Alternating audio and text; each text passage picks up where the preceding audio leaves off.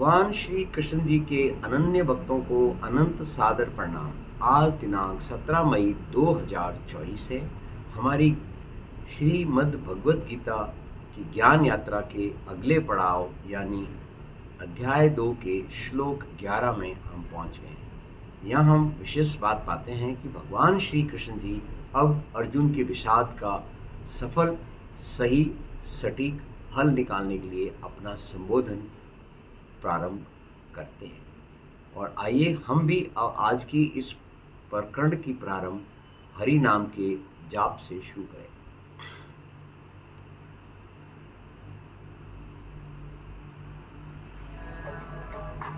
ओम नमो भगवते वासुदेवाय नमः।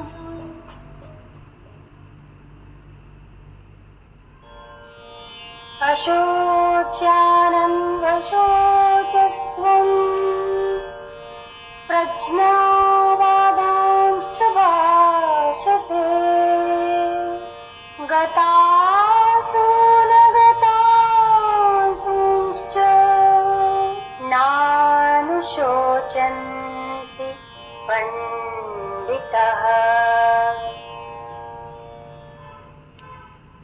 भगवान श्री कृष्ण जी ने अपना संबोधन प्राप्त किया और बोले, असोचान अन्वसोचः त्वं प्रज्ञावादान च भाषसे गतसु अगतसु न अनुशोचन्ति पंडिताः। आइए अब इन्हें समझें इस बात को तमिल भाषा में। தமிழ்.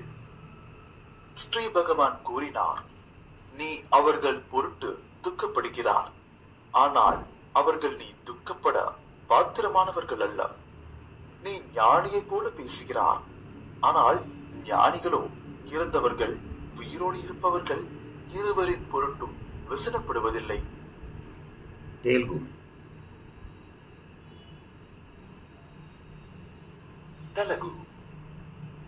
శ్రీ భగవానుడు అనెను, నీవు దుఃఖించదగని వారి కొరకు దుఃఖిస్తున్నావు మరియు జ్ఞానిలా మాటలు మాట్లాడుతున్నావు. కాని పండితులైన వారు, చనిపోయిన వారు మరియు జీవించిన వారు ఈ ఇరువురి కొరకు దుఃఖించరు.